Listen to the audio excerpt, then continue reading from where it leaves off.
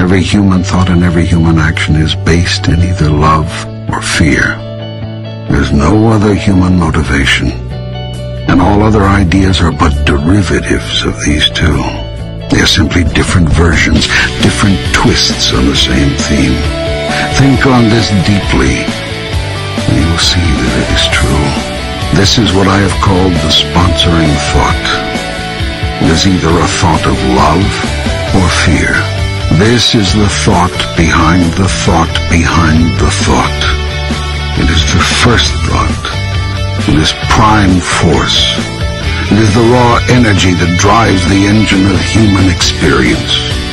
And here is how human behavior produces repeat experience after repeat experience. It is why humans love, then destroy, then love again. Always there's the swing from one emotion to the other. I started my journey over 2 decades ago, and when I started, it was just out of seeking, curiosity, and I never really had any expectations of what I wanted to create from what I do. I just did it out of joy and love. Never did I think that I'm going to take it to a certain place. Never did I think that I want to get to this place. And I have to say that there were so many times that I fell. There were so many times that I was just rock bottom. So I started rock bottom. I started below rock bottom.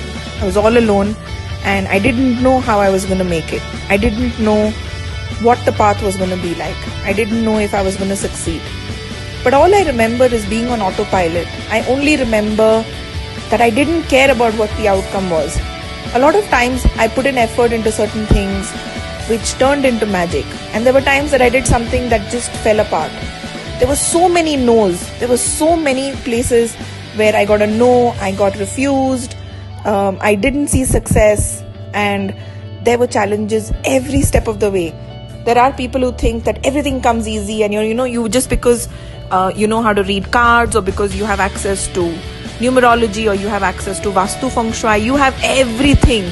So I did have energy, I did have the angels by my side, I did have the universe having my back all the time.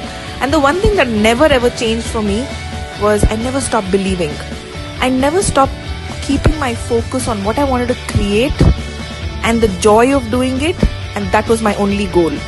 It was almost I never really thought about what didn't work.